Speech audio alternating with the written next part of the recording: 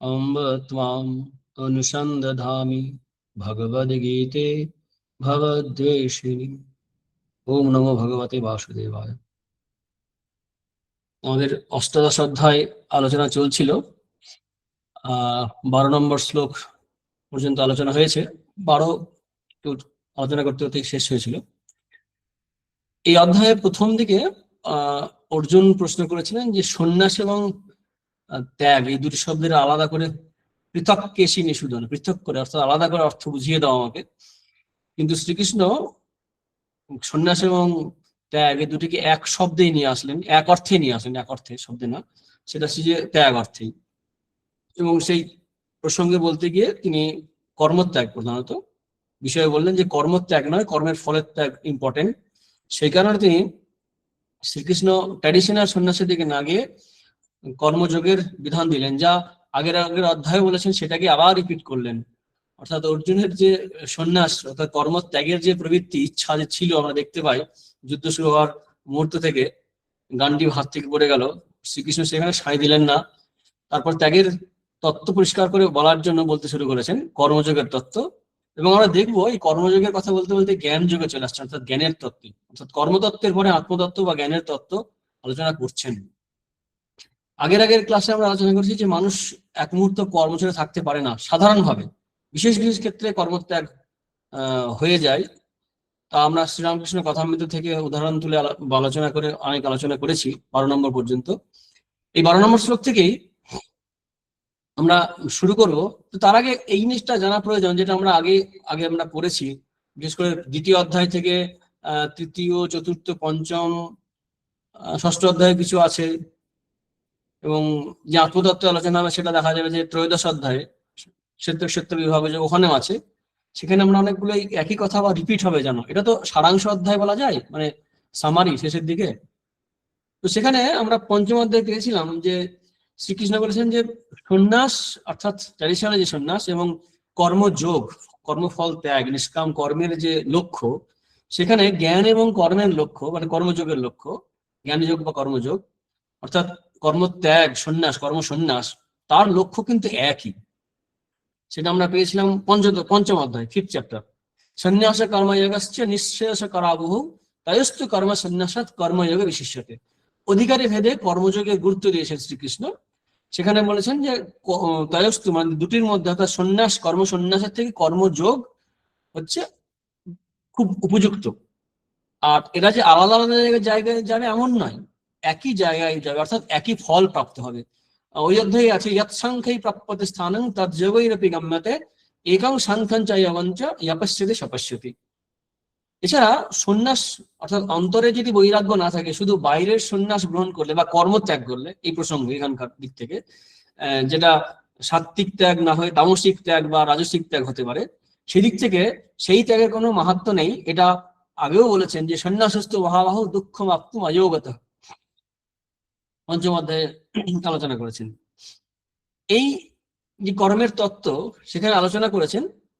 তারপর আমরা পরবর্তীকালে চতুর্দশ অধ্যায়ে দেখেছি যে 3 গুণ অনুসারে 3 রকমের গতি হয় শরীর ত্যাগের পর, কর্মফল সেই অনুসারে হয়। এখানে এই 12 নম্বর শ্লোকে সেই কথাটি আবার শ্রীকৃষ্ণ রিপিট করছেন যে ঊর্ধ্বন গচ্ছেন সত্যস্তা মধ্যে তিষ্ঠন্তি রাজস্ব, যেরকম আছে সেই কথাটা এখানে বলছেন 12 নম্বর শ্লোকে। আমরা 12 নম্বর থেকে আবার শুরু করি, আগের দিন যদিও করেছিলাম। বলছেন যে অনিষ্ট মিষ্টং মিষ্টঞ্চ ত্রিবিধং কর্মণ ফলম ভবতি অত্যাগেনাং পেত্য নতু সন্ন্যাসিনাং কচিৎ। অনিষ্ট অনিষ্ট কর্মের ফল 3 রকম হয়, অনিষ্ট, মিষ্ট এবং মিশ্র, মানে 2 রকম। অনিষ্ট ইষ্ট মিশ্র মিলে আছে, ভালো মন্দ মিলে আছে। তো অনিষ্ট হচ্ছে কি, যে নরক প্রভৃতি হতে পারে বা পশু জন্ম হতে পারে, তির্যক জনি প্রাপ্তি হতে পারে, শাস্ত্রে এরকম বলছে। ইষ্ট মানে হচ্ছে দেব জন্ম হতে পারে, ঊর্ধ্বলোকে গমন হতে পারে। আর মিশ্র হচ্ছে মনুষ্য জন্ম, ভালো মন্দ সব রকম কর্ম আছে, পাপ পুণ্য একাকার। তো এই ফল কারা লাভ করে? অত্যাগিনাং, অর্থাৎ যারা কর্মফল ত্যাগ করে না, অথবা যারা সন্ন্যাসী নয়। কিন্তু সন্ন্যাসীদের নত সন্ন্যাসিনাং করছে, কিন্তু যারা সন্ন্যাসী তাদের এই ফল ভোগ করতে হয় না। সন্ন্যাসী শব্দের অর্থ এখানে শ্রীকৃষ্ণ বলতে চাইছেন কর্মফল ত্যাগী। এই সুন্দর বর্ণনা করেছেন শ্রীধর স্বামী তার টিকায় যে সন্ন্যাসী শব্দে না অত্র ফল ত্যাগ সম্যাত প্রকৃতা কর্ম ফল ত্যাগী না গৃহ্যান্তে। মানে সন্ন্যাসী শব্দের দ্বারা ফল ত্যাগের দিক থেকে একটা কমন বিষয় আছে। সন্ন্যাসীকেও কর্মফল ত্যাগ করতে হয়, কর্মও ত্যাগ করেন তারা।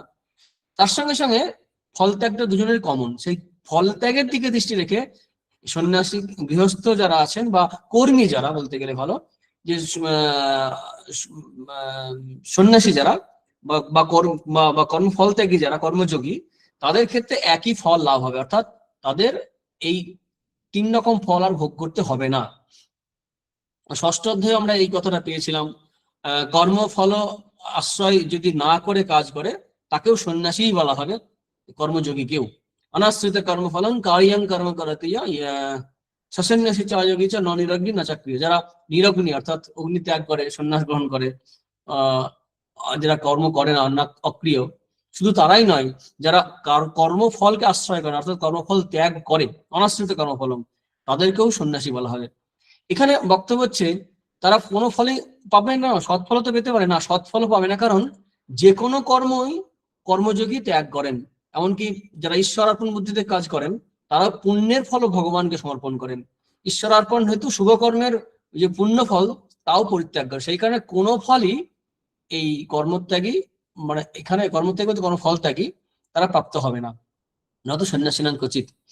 এই পর্যন্ত আমাদের আগের দিন হয়েছিল। এরপরে যে আলোচনাটা হচ্ছে সেখানে হচ্ছে খুব গুরুত্বপূর্ণ। এই কারণে গুরুত্বপূর্ণ, এখানে খুব বাস্তবিক অথচ মনে হবে যেন দার্শনিক তত্ত্ব।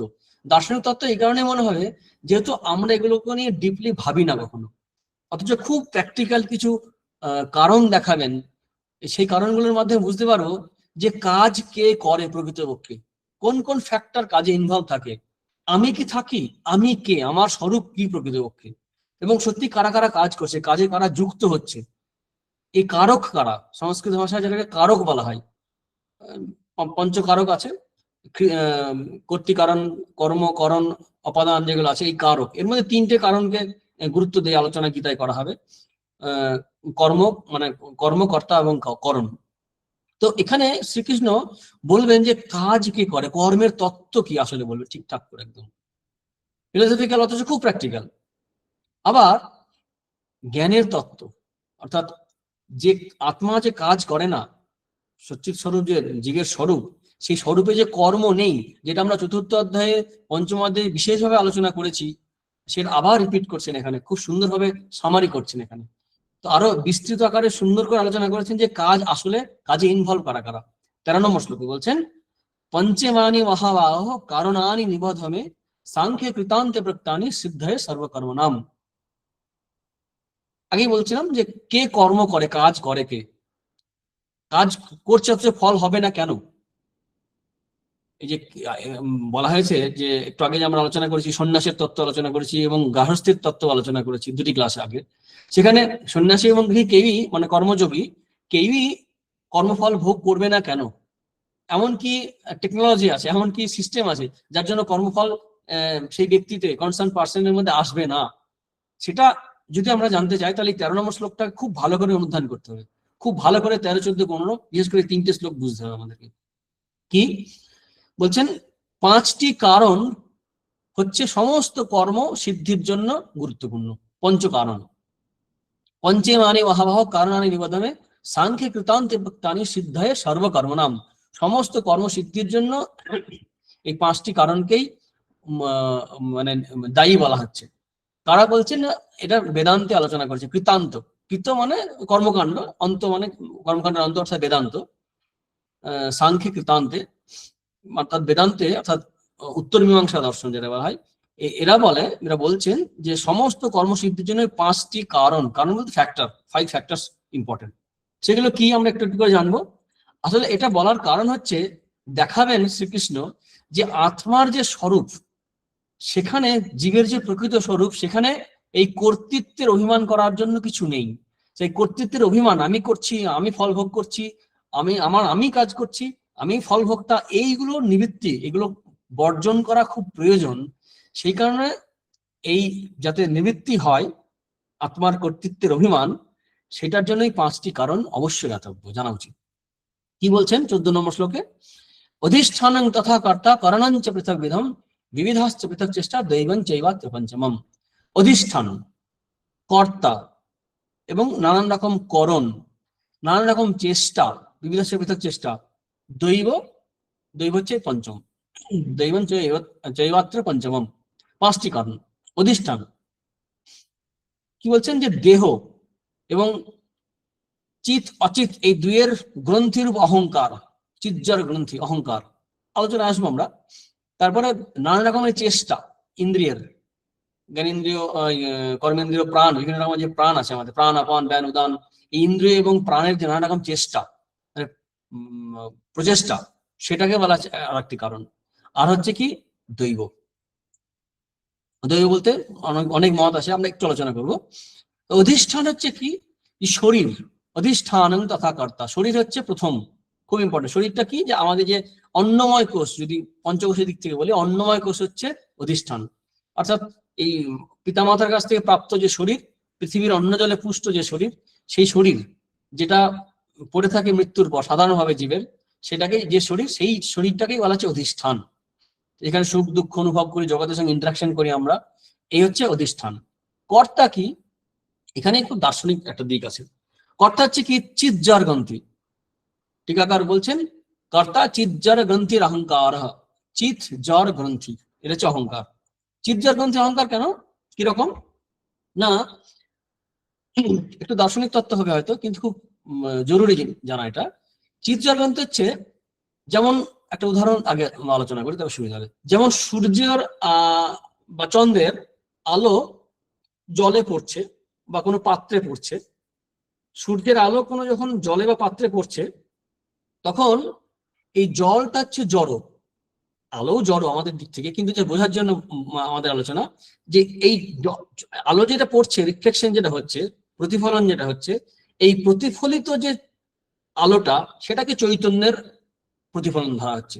মানে চন্দ্রের আলোটা যেন, বা সূর্যের আলোটা যেন চৈতন্য, এবং সেটা প্রতিফলিত হচ্ছে যে মাধ্যমে, সেই মাধ্যমটা, মিডিয়ামটা কি না, জড়।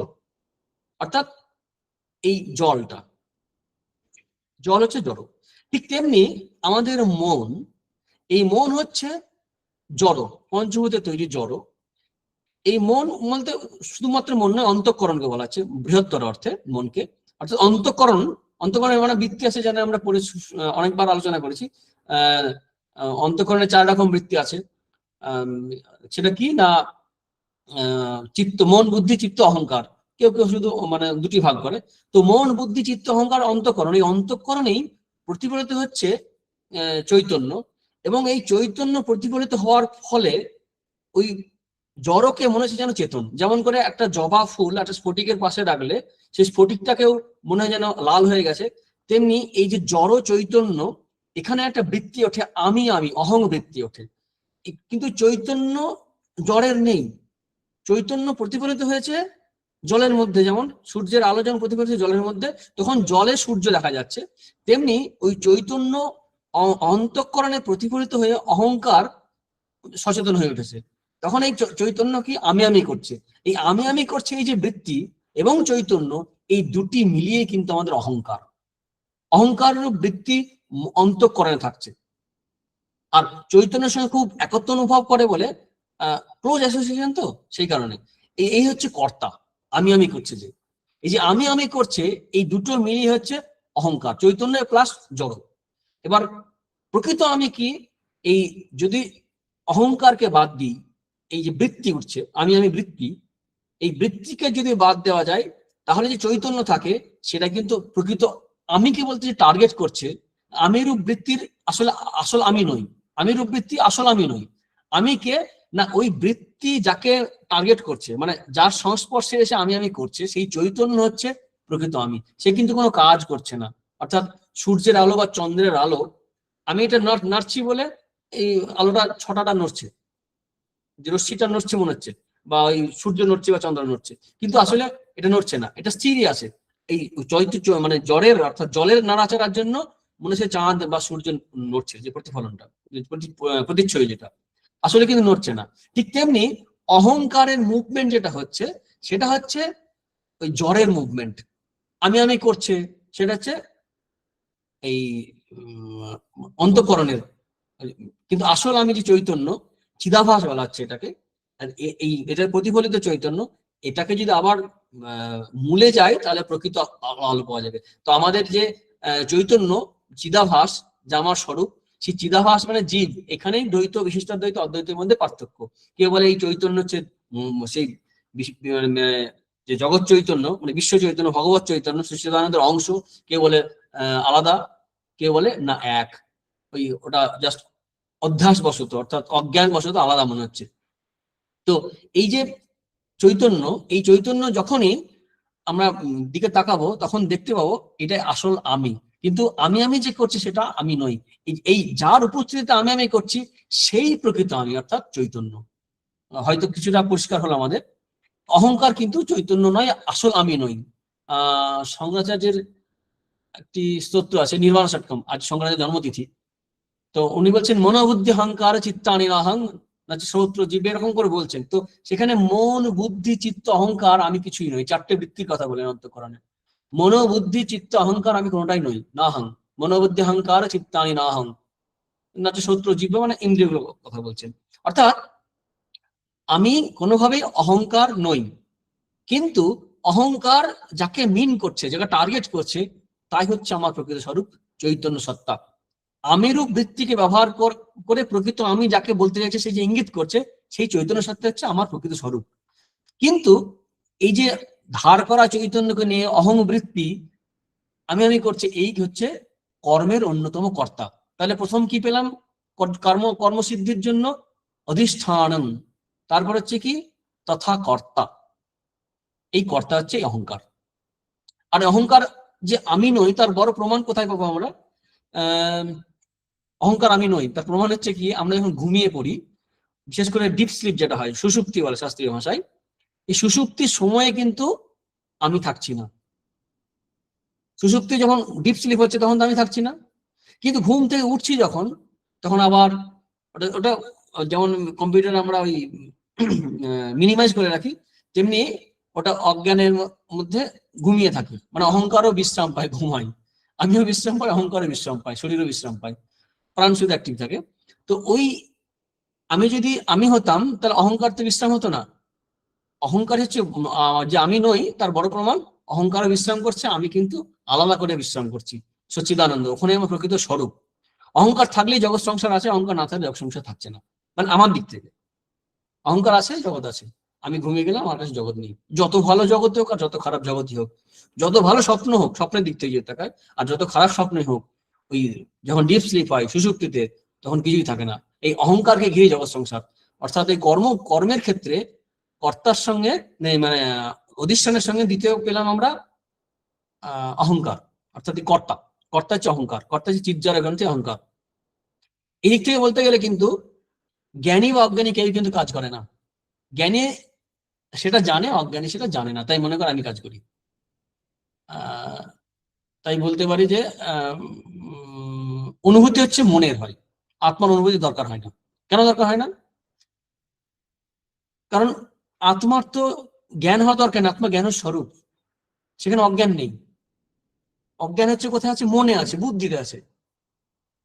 ইয়াশ্চন অহংকৃত ভাব বুদ্ধি লিপ্যতে আমরা পাবো পরে শ্লোক।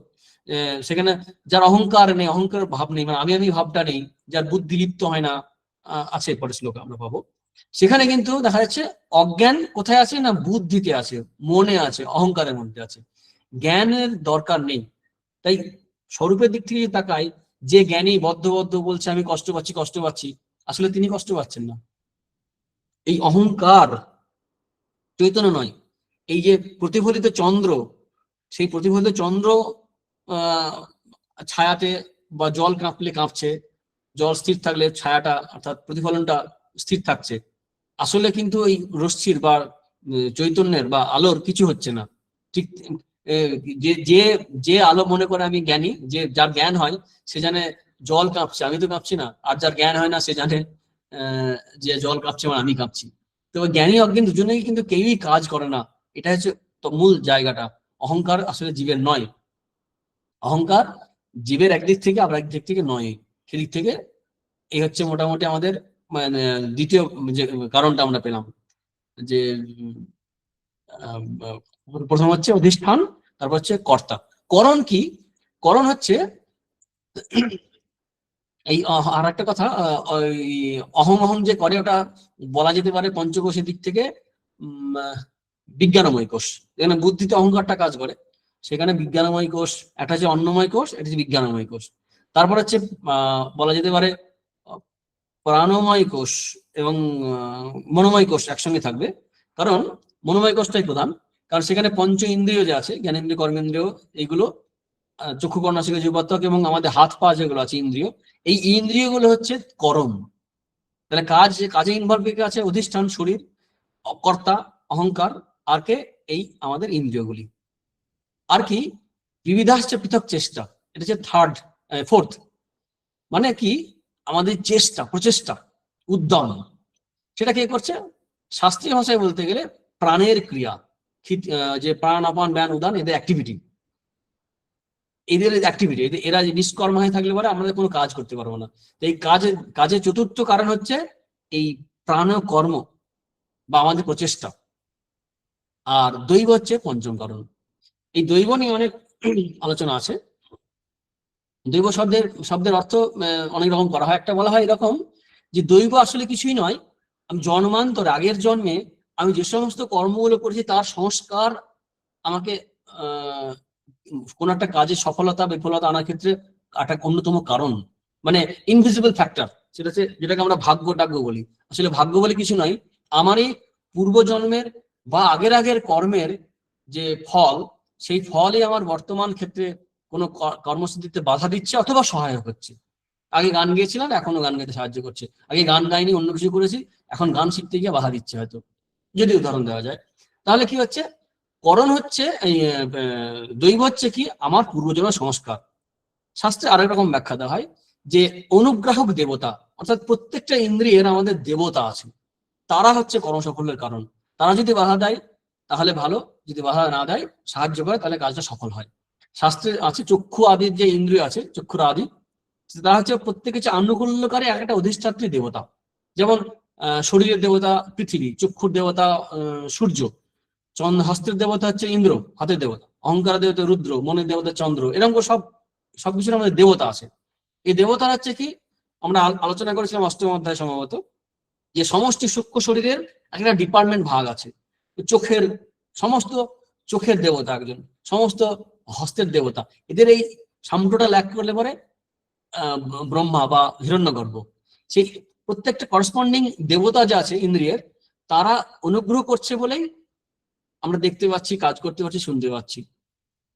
কিন্তু আরো যদি মূলে যাওয়া যায় তাহলে দেখা যাবে কি সমস্ত এই মূলে হচ্ছে সেই স্বয়ং ভগবান, অর্থাৎ ভগবান, অর্থাৎ কারণ রূপী যে ভগবান, কারণ শরীররূপী যে ভগবান, সেই ভগবানের জন্য সূক্ষ্ম শরীররূপী হিরণ্যগর্ভ এবং তাদেরই যে বিভাজন, বিভিন্ন দেবতা আছে যারা অনুগ্রহ করছে প্রত্যেক ইন্দ্রিয়তে, তারা মূলে দেবতা। সেই কারণে টিকাকরণের সময় লেখে সর্বান্তর্যামী যে প্রেরক, সর্বকর্মের অন্তর্যামী বা প্রেরক, সর্বপ্রেরক অন্তর্যামী পঞ্চম কারণ বা অনুগ্রাহক দেবতা, এরকম অর্থ করা হয়। সর্বপ্রেরক অন্তর্যামী পঞ্চম কারণ। আর সেই দেবতাও কিরকম ভাবে মানে আমাদের এই কাজে হেল্প করে? আমাদের কর্ম সংস্কার অনুযায়ী, অর্থাৎ আমি আগে যা কর্ম করেছি সেই অনুসারেই দেবতা, বা দেবতা থেকে যদি আরো উঁচুতে গিয়ে বলি ঈশ্বর, আমাদের কর্ম অনুসারে আমাদের ফল দেন বা সেই কর্মেতে আমাদের সাহায্য করেন। মোট কথা দাঁড়াচ্ছে এই পাঁচটি ফ্যাক্টর আমাদের কর্মসিদ্ধিতে সাহায্য করে। সেটা কি? শরীর, অহংকার, নানান রকম ইন্দ্রিয় এবং বিভিন্ন রকমের যে প্রচেষ্টা, প্র্যাকটিস আর কি, প্রাণের কর্ম, এবং এই দৈব। এখন দৈব পুরুষাকার, এই দুটি খুব গুরুত্বপূর্ণ কথা। অ্যাকচুয়ালি কাজ কে করছে? কাজ তো প্রকৃতি রূপে স্বয়ং মানে ঈশ্বরই করছেন। তিনি তো পুতুলের মধ্যে ঘোরাচ্ছেন, জীব বলতে যাকে বলে, তোমার কর্ম তুমি করো বা লোকে বলে করি আমি। কিন্তু অজ্ঞান বশত আমরা মনে করি আমি করছি, অহংকার মনে করে আমি করছি, আসলে প্রকৃতির কর্ম। আমরা ত্রয়োদশতে দেখেছি। তো এই যে বিবিধাশ্র পৃথক চেষ্টা আর দৈব, কোনটা গুরুত্বপূর্ণ, এই নিয়ে অনেক বিতর্ক আমাদের শাস্ত্রে আসে। আমরা সামান্য একটু আলোচনা করতে পারি দৈব এবং পুরুষকার নিয়ে। আসলে পুরুষকার তো আলাদা করে কিছু হয় না, আমি এখন যেটা চেষ্টা করছি, প্রচেষ্টা, সেটাই পরবর্তীকালে দৈবের আকার নেবে। সেটাই হিতোপদেশ আছে, সুন্দরভাবে আলোচনা করছেন। মিত্রভাব যেখানে আছে হিতোপদেশে, সেখানে বলছেন পূর্বজন্ম কৃতং কর্ম তদ্দৈবং ইতি কথ্যতে। আর মানে আগের আগের জন্মে যে কর্মগুলো করা হয়েছে তাই বর্তমানে আমার এই দৈব ভাগ্য। পূর্বজন্ম কৃতং কর্ম তদ্দৈবং ইতি কথ্যতে। শেক্সপিয়ারের নাটকে আছে জুলিয়াস সিজারের, সেখানে ক্যাসিয়াস বলছেন একটি কথা। এই সিজারের ক্রমবর্ধমান ক্ষমতা, রোমের পরাধীনতা যখন হয়ে যায়, তখন ক্যাসিয়াস ব্রুটাসকে বোঝাচ্ছে, ব্রুটাসকে বলছে যে the fault dear Brutus is not in our stars but in our sales that we are underlings. বলছেন যে আমাদের যে পতন হয়েছে বা আমাদের যে ভুল হয়েছে, সেটা আমাদের ত্রুটিটা হচ্ছে চাঁদে নেই, মানে নক্ষত্রে নেই, not in our stars but in hour cells. এইটা খুব গুরুত্বপূর্ণ। অর্থাৎ দৈব বলে আমরা কোনো একটা ভূতের উপর ভার চাপিয়ে দিই, এটা কিন্তু কখনোই ঠিক নয়। কারণ যা দৈব তা আমারই পূর্ব কর্মের ফল। অনেকে বলে যে দৈবের খণ্ডন নাই, তাই পুরুষকার অবলম্বন করে লাভ নেই, কারণ দৈবের খণ্ডন নেই, ভাগ্যে দেশে তাই হবে। কিন্তু আমাদের শাস্ত্রে এটা বলা হয় না, কারণ দৈব পুরুষকার রূপেই কর্মের নিয়ন্তা হয়। দৈব পুরুষকারের রূপ নেই, পুরুষকার আশ্রয় করে দৈব ফল প্রদান করে। একটা উদাহরণ আছে এরকম মহাভারতে, অনুশাসন পর্বে, যে ক্ষেত্রং পুরুষ কারস্তু দৈবং বীজম উদাহৃতম ক্ষেত্র বীজ সমায়োগাত তত শস্যং সমৃদ্ধতে তথা পুরুষ কারিণা বিনা দৈবং সিদ্ধতি। মানে কি, শস্য উৎপাদনার্থ বীজ ও ক্ষেত্র উভয়েরই প্রয়োজন। বলছেন শস্য হতে গেলে বীজ এবং ক্ষেত্র দুটোই ঠিক খাওয়া যায়। অর্থাৎ দৈব হচ্ছে কর্মে বীজ স্বরূপ, আর সুপযুক্ত যে পুরুষকার সেটা হচ্ছে কর্ষিত ক্ষেত্র স্বরূপ বলা হচ্ছে। এই উভয়ের সংযোগে কর্মফল লাভ হয়। অর্থাৎ ভালো করে চাষও দরকার, আর ঠিক ঠিক বীজও দরকার, তবে ফল হবে। সেখানে বলছেন পুরুষ কারিণা বিনা দৈবঙ্গে সিদ্ধতি। অ্যাকচুয়ালি দৈবই মানে পুরুষকার রূপ ধারণ করে। আমরা হনুমান, মহাবীর হনুমানের জীবনে পাই, তিনি কিন্তু শরণাগত, অথচ কি বীর, নিষ্কর্মা নয়। কিন্তু জয় শ্রীরাম বলে যে লাভ দিতেন এবং রাম কার্য করতেন, তার মনের মধ্যে সেই তেজ ছিল, নিষ্কর্মা ছিলেন না। তিনি দৈব বলে চুপচাপ বসেছিলেন না, পুরুষকার অবলম্বন করেছেন, বীর হবে। অর্থাৎ কর্মের সাধনার ক্ষেত্রে কর্মীর পুরুষকার খুব ইম্পর্টেন্ট। বলতে গেলে দৈব তো প্র্যাকটিক্যালি আমার হাতে নেই, তাহলে আমাকে কোনো কাজের সিদ্ধির জন্য কার উপর ডিপেন্ড করতে হবে? বাকি চারটে ইম্পর্টেন্ট। সেটা কি? আমার শরীর ফিট রাখতে হবে, আমার আমার জ্ঞান বুদ্ধির দ্বারা আমার অহংকার বা ইগো যেটা আছে সেটাকে নিয়ে অ্যাক্টিভ করতে হবে। আর কি, আমাকে আমার ইন্দ্রিয়গুলোকে ঠিকঠাক রাখতে হবে, আমার প্রচেষ্টা চালাতে হবে, প্র্যাকটিস করতে হবে। পুরুষকার দৈব আমার হাতে নেই। আমার আগে যা কর্ম করছি সেটা যদি একটা ফ্যাক্টর হয় কর্মসিদ্ধির ক্ষেত্রে, সেটা তো আমার হাতে নেই, হয়ে গেছে। আমি পরেরটা তৈরি করতে পারি, পরের চেষ্টা করতে পারি। আর যদি ভগবানকে কারণ ভাবি, ভগবান তো সবসময় আমাদের হেল্প করে গেছেন। শ্রীরামচন্দ্র বলতেন যে মানে হাওয়া তো বইছে, তুই পাল তুলে দে না। পাল তুলে দিতে হবে আমাদেরকে, হাওয়া বইছে, সে হাওয়াটাকে যদি আমি আমার জীবনে কাজে লাগাতে যাই তাহলে পাল তুলে দিতে হবে। সূর্যের আলো আছে, আমি যদি ঘরের বাইরে যাই তাহলে আমি আলো পাবো। চন্দ্রের আলো আছে রাত্রিবেলায়, আমি যদি বদ্ধ ঘর থেকে বেরিয়ে গিয়ে যাই তখন তো সেখানে আলো দেখতে পাবো। সেই কারণে ভগবানের কৃপা আছেই, দৈব যদি কৃপার সঙ্গে তুলনা করা হয়। কিন্তু আমাদের দিক থেকে চেষ্টা থাকবে। অর্থাৎ এই বাকি চারটে কারণকে আমাদের ঠিক করতে হবে। এটা প্র্যাকটিক্যাল দিক থেকে আলোচনা করা হলো। আমাদের উদ্দেশ্য হচ্ছে কি, এটা বোঝাতে চাইবেন শ্রীকৃষ্ণ যে এই কোন বিষয়ে কিন্তু তুমি লিপ্ত নও, এটা বলতে চাইবেন। 15 নম্বর শ্লোকে বলছেন যে আমরা ভালো খারাপ যে কাজই করি না কেন সবই কিন্তু এই 5টি কারণের জন্যই, কারণ থেকেই হয়। শরীর বাগ মনোভিরিয়ত কর্ম প্রারভতে নরহ নৈয়ং বা বিপরীতং বা পঞ্চয়তি তস্য হেতবঃ। আমরা কায় মনোবাক্যে, শরীর বাক মন, এই তিনটে দিয়ে যা কিছু কাজ করি, কারণ মনোভি ইয়ৎ কর্ম প্রারভতে নর, মানুষ, এখানে মানুষ বিচার্য, নর অর্থাৎ মানুষ এই শরীর, মন এবং বাক্য দিয়ে যা কাজ করে সেটা ধর্মকর্ম অধর্মকর্ম হতে পারে, ন্যায়ং বা বিপরীতং বা হতে পারে। সবের মূলে এই 5টি কারণ হচ্ছে কর্মসিদ্ধির ক্ষেত্রে সহায়ক, ভালো খারাপ, খারাপ খারাপ কাজেও। এখন যেটা বললাম যে কর্ম সফলতার জন্য এগুলোকে প্র্যাকটিস করতে হবে, এটা বলার উদ্দেশ্য শ্রীকৃষ্ণের নয়। শ্রীকৃষ্ণ বলতে চাইছেন যে এইগুলো যদি কর্মের কারক হয়, মূল ফ্যাক্টর হয়, তাহলে তুমি নিজেকে দোষী মনে করছো কেন? তুমি নিজেকে দোষী মনে করতে পারো না। তেমনি ক্রেডিটও পাবে না, তুমি কৃতিত্বও পাবে না, তুমি দায়ী নাও, সেখানে ফলও ভালো পাবে না, খারাপও পাবে না। হাত দিয়ে যেমন ফুল ফোটাতে পারো, হাত দিয়ে গোহত্যাও করতে পারো, যে গল্প আছে। দুটি ইন্দ্রকে দিয়ে দাও, তাহলে তুমি দায়ী দায়ী নাও। কিন্তু কিছুটা নামে কিছুটা নামে এটা নয়। শ্রীকৃষ্ণ বলতে চাইছেন ভালো মন্দ কোনো কর্মই কিন্তু জীবের যে স্বরূপ, সচ্চিদানন্দ স্বরূপ, আত্মস্বরূপ, তাকে স্পর্শ করে না। সেটাই 16 নম্বর শ্লোকে বলছেন, একদম দার্শনিক তত্ত্ব বলে মনে হতে পারে। সেটা কি? তত্রৈবং সতি কর্তারম আত্মানং কেবলন্তু ইহা পশ্চাৎকৃত্য বুদ্ধিত্বাৎ নাশ পশ্যতি দুর্মতি। তত্র এবং সত্যি মানে এইরকম যদি হয়, মানে যে 5টা কারণ কর্মের হেতু যদি হয়, কর্তারং আত্মানং কেবলন্তু ইহা পশ্যতি, অর্থাৎ আত্মাকে যদি কেউ মানে কর্তা বলে মনে করে, যেহেতু আমরা দেখলাম যে আত্মা চৈতন্য, সে কাজ করছে না, চিদাভাস বা সচ্চিদানন্দ কাজ করছে না, তার প্রতিফলনের ফলে যে আমি করছে বৃত্তি অহংকার, সেই কাজ করছে বাকিদেরকে নিয়ে, অর্থাৎ অধিষ্ঠান প্রভৃতিকে নিয়ে, সেই যে কাজ করছে শরীর প্রভৃতিকে নিয়ে, সেই কাজ করছে। কিন্তু পশ্চাতি অকৃত বুদ্ধিত্ব, অর্থাৎ যাদের বুদ্ধি শুদ্ধ হয়নি, দুর্মতি, বুদ্ধি শুদ্ধ হয়নি কেন? ভাষ্যকার টিকারা লিখছেন যে শাস্ত্র আচার্য উপদেশ পাইনি, গুরুর উপদেশ পাইনি, বা সেগুলোকে ত্যাগ করেছে, সেখানে বুদ্ধি শুদ্ধ হয়নি, অশাস্ত্রীয় বুদ্ধি বা উপদেশ পাইনি, ঠিক ঠিক অশুদ্ধ বুদ্ধি, তারা ঠিক তত্ত্বটা জানে না। না জানার জন্য তারা নাশা পশ্চাতে দুর্মতি, তারা দুর্মতি। তারা কাকে কর্তা বলে মনে করে? আমি এই আত্মাকেই কর্তা বলে মনে করে। কিন্তু আত্মা বা চৈতন্য বা জীবের যে স্বরূপ, আমি বলতে যাকে বোঝাই, অহংকার কিন্তু আমি নই। আমি বলতে যাকে বোঝাই তা কিন্তু আমি নই। আমি নই, মোট কথা হচ্ছে এটাই। তাহলে আমি কে? আমিরও পারে, বা আমি যার জন্য আমি, সে আমি হচ্ছে সচ্চিদানন্দ, তার জন্যই আমার আমি আছে। আর আসলে আমার আমি বলতে যাকে বোঝায়, সে আমের কোনো অস্তিত্ব নেই, তার অস্তিত্ব ডিপেন্ড করছে ওই চৈতন্যের উপরে, আমার যে প্রকৃত আমি তার উপরে। তো ফ্যাক্ট যদি এরকম হয়, কেস যদি এরকম হয়ে দাঁড়ায়, তখন কি হবে?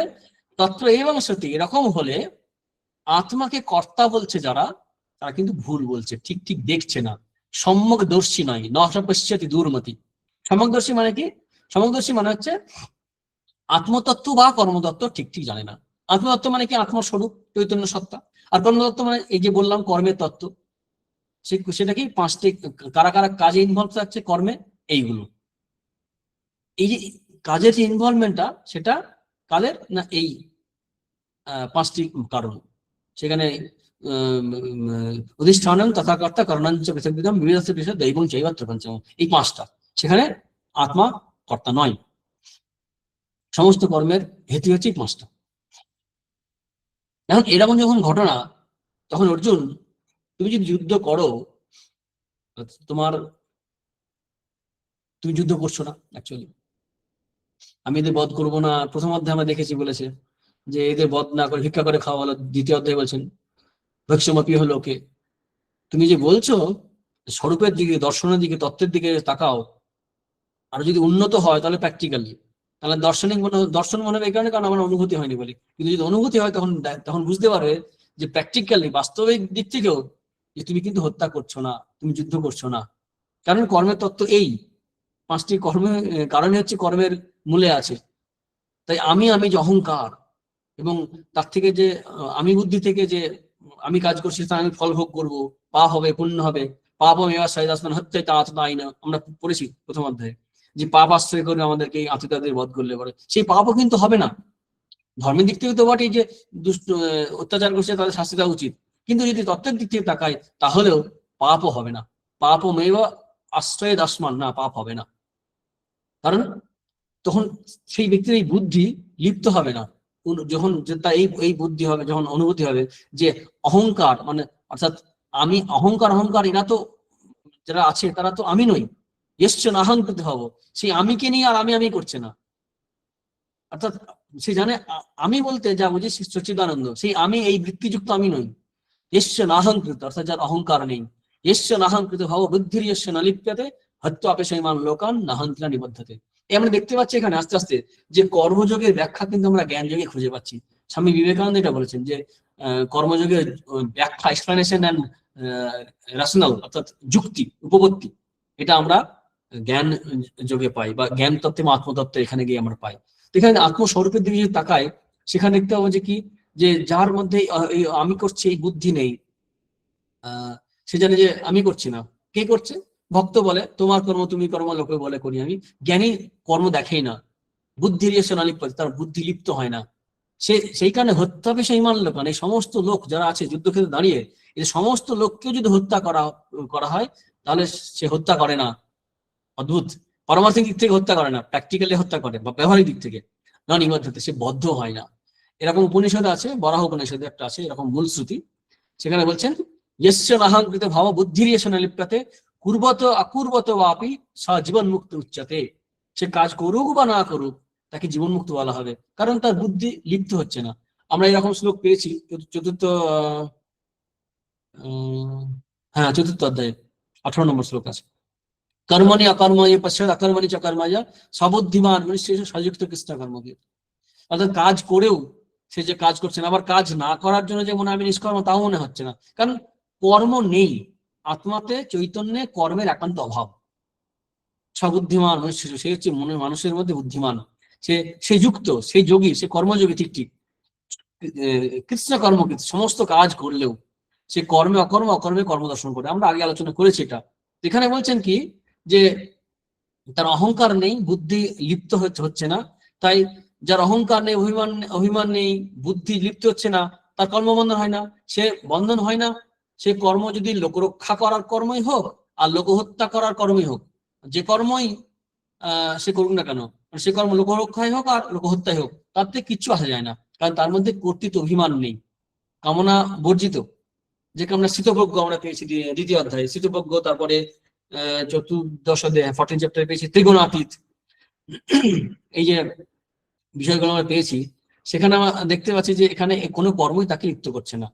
এটাকে এই যে কর্ম যে লিপ্ত করছে না, শুদ্ধ বুদ্ধ মুক্ত সব আত্মা, পাপ পুণ্য নীতি অনীতি বিচার চলে না তার ক্ষেত্রে, একদম চলে না।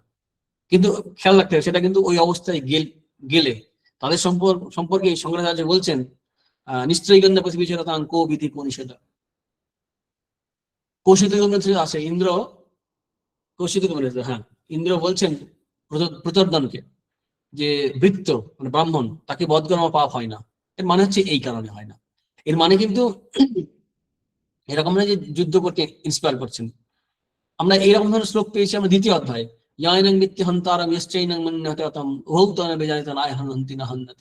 আমরা আলোচনা করেছি অনেক আগে, যে মনে করে আমি হত হচ্ছি বা হত্যা করছি, এটা ঠিক ঠিক জানে না, কারণ এই চৈতন্যের বিনাশ নেই। সেটা দ্বিতীয় অধ্যায় দেখেছি আমরা।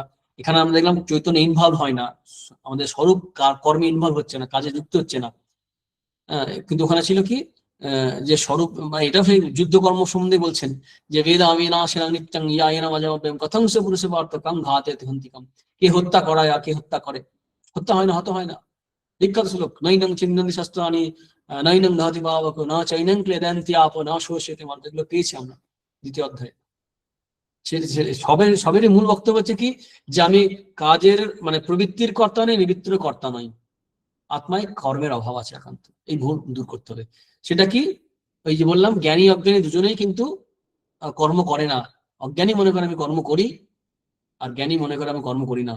ওই না করার জন্য তার মনের জগতে এই জ্ঞানটা তৈরি হয় মনের মধ্যে, তখন সে আনন্দ থেকে মুক্ত হয়ে যায়। আর ভুলবশত অজ্ঞানবশত অজ্ঞানী মনে করে যে আমি কর্ম করি, তাই সে কষ্ট দুঃখ সুখ দুটোই পায়। কিন্তু এই যদি যার অনুভূতি হয়, জ্ঞান হয়, তার আর কর্ম সমাপ্ত হয়ে যায়, মানে কি তার কাজ শেষ হয়ে যাবে না, হয়তো তার অভ্যাসবশত কর্ম করবে, সংস্কারবশত কর্ম করবে, কিন্তু সেই কর্মে তার আমি করছি এই বোধ থাকবে না। সেটাই উল্লেখ করে এই চতুর্থ অধ্যায়ে ভগবান বলেছেন সর্বকর্মাখিলং পার্থ জ্ঞানে পরিসমাপ্তি, সমস্ত কর্ম জ্ঞানে পরিসমাপ্ত হয়। একটা কথা কিন্তু এখানে আলোচনা করা খুব প্রয়োজন। একটা মিসকনসেপশন হয় আমাদের অনেক সময়, আমরা ভুল ব্যাখ্যা দিয়ে অনেক সময় ভুল আলোচনা করি। সেটা হচ্ছে যে অনেকে বলে যে যুদ্ধকে মদত দিচ্ছে, ইনস্টিগেট করছে, মানে যুদ্ধকে প্ররোচনা দেয় গীতা, তা কিন্তু নয়। মনে রাখতে হবে, গীতার সঙ্গে কিন্তু যুদ্ধের সম্পর্ক একেবারেই নেই, একেবারেই নেই। অদ্ভুত লাগতে পারে কথাটা। আমাদের ধর্মের সঙ্গে কিন্তু যুদ্ধের সম্পর্ক নেই, শান্তির কথাই আছে। ধর্মের সঙ্গে কর্মের সম্পর্ক আছে। হতে পারে সেই কর্মটা ভয়ঙ্কর কর্ম, যেটা অর্জুনও বলেছেন যে তৎকিং কর্মনি ঘোরে মাং নিয়ে যে সে কেশব, হে কেশব তুমি আমাকে এই ঘোর কর্ম নিয়োগ করছো, সেই কর্মকে যুদ্ধ। যুদ্ধ একটা কর্ম।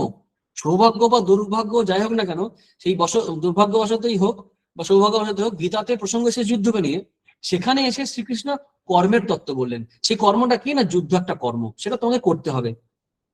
তুমি বাইপাস করতে যাচ্ছ, এটা সম্ভব নয়। এখানে কর্মের তত্ত্বকে আলোচনা করা হয়েছে। সেই কর্ম ভয়ঙ্কর কর্ম, কিন্তু তার মানে নয় যুদ্ধকে এনকারেজ করছে।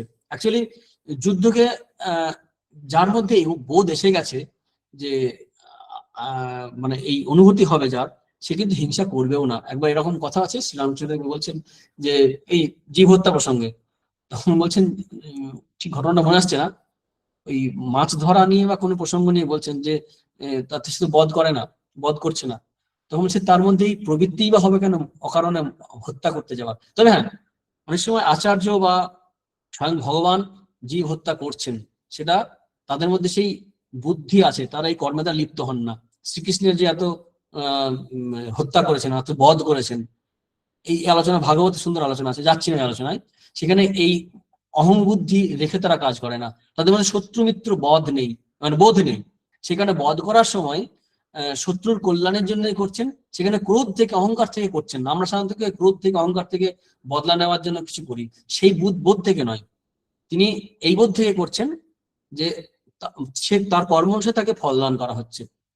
এই ঘটনাটা আমরা অনেক সময় আমরা ভাগবতে এসব অনেক জায়গায় আলোচনা আছে, তো সেসব আলোচনা আমরা যাচ্ছি না।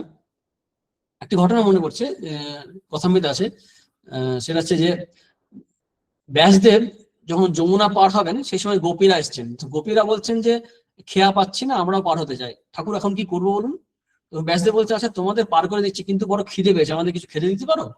তখন গোপীরা ক্ষীর, ননি, মাখন, দুধ যা ছিল দিল। তো সেটা খেয়ে তখন গোপীরা বলছে পাড়ের কি হবে এবার, বলছি দাঁড়াও। পাড়ে ব্যাসদেব করলেন কি, ওই নদীর ধারে গেলেন, যমুনার ধারে গিয়ে বললেন হে যমুনা, যদি কিছু না খেয়ে থাকি, তোমার জলটা মানে ডিভাইড দুভাগ হয়ে যাবে, আর আমরা সেই পথ দিয়ে পার হয়ে যাবো। বলতে বলতে জল দুভাগ হয়ে গেল, সরে গেল। গোপীর অবাক হয়ে ভাবতে হচ্ছিল, ইনি এইমাত্র খেলেন, আবার বলছেন আমি যদি কিছু না খেয়ে থাকি।